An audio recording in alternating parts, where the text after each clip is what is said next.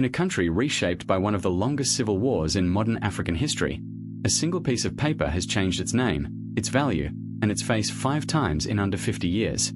This is the story of Angola's currency, the Kwanza, a story of colonization, revolution, war, and runaway inflation, told through banknotes and coins. Angola's monetary history begins under Portuguese rule. For nearly 4 centuries, the country was a Portuguese colony, first explored in the 1480s and settled from the 1570s onward around the port city of Luanda. Throughout the colonial era, the currency in circulation was the Angolan escudo, shared with Portugal and its other overseas territories. For much of that time, the colonial economy relied on forced labor and the export of enslaved people, before shifting in the 20th century toward agriculture and oil. By the mid-20th century, independence movements were gaining strength, and when Portugal withdrew abruptly in 1974 and 1975, rival factions turned on one another. That conflict would shape Angola's currency for the next quarter-century. On November 11, 1975, Angola declared independence. The Marxist-aligned MPLA took power under Agostinho Neto, who became the country's first president. A new national currency was decreed the following year, and on January 8, 1977, the Kwanza officially entered circulation, replacing the escudo. It was named after the Kwanza River, the longest river entirely within Angola's borders.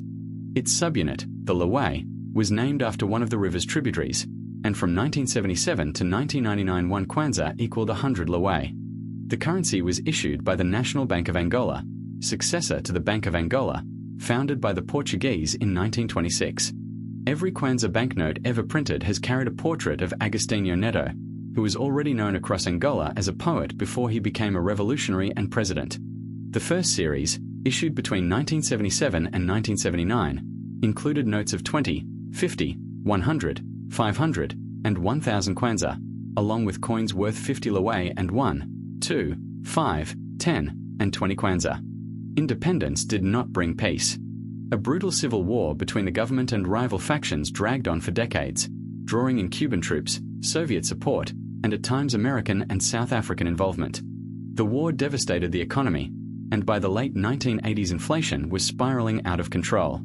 On September 25, 1990, the government replaced the original Kwanza with a new Kwanza at a 1-to-1 rate. Citizens could only exchange a small, capped amount of their old cash. The rest was converted into government bonds, a move that drained public trust and fueled further unrest.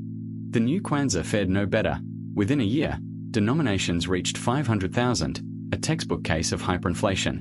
By 1995, the government tried again, introducing a readjusted Kwanza exchanged for the new Kwanza at a rate of 1,000 to 1. Even that proved insufficient, with banknotes eventually reaching 5 million.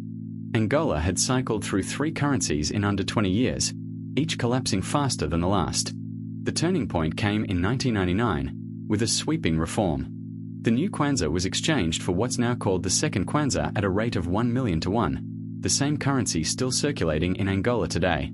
The old laway subunit was retired in favor of the centimo, with 100 centimo to a Kwanza, and coin production resumed after years of pointlessness under hyperinflation. Since then, the Kwanza has gone through several more series as the economy slowly stabilized. New coins in 1999 and again between 2012 and 2014, a new banknote series in 1999-2012, 2001-2013, and 2020. On January 19, 2017, the central bank introduced new 5 and 10 Kwanza notes, still printed, as always, in Russia by Goznak. Because old notes aren't withdrawn all at once, banknotes from several different years circulate side by side today, ranging from 1 Kwanza up to 5,000. Officially, Angola runs a floating exchange rate, though in practice the central bank manages the Kwanza's value fairly closely. Decades of instability have left their mark. Trust in the currency remains fragile, and the US dollar circulates widely alongside it in hotels, shops, and markets. Even outside Angola, the Kwanza left a small trace internationally. Russia's central bank began quoting an official exchange rate for it against the ruble on September 1, 1996, in the middle of the new Kwanza era. From the Portuguese escudo, to the original Kwanza, to the new Kwanza, to the readjusted Kwanza, and finally to the second Kwanza still in circulation today, Angola's currency has been rewritten by every chapter of the country's modern history, a running record, printed on paper, of a nation's fight for independence, its years of war, and its long road toward stability.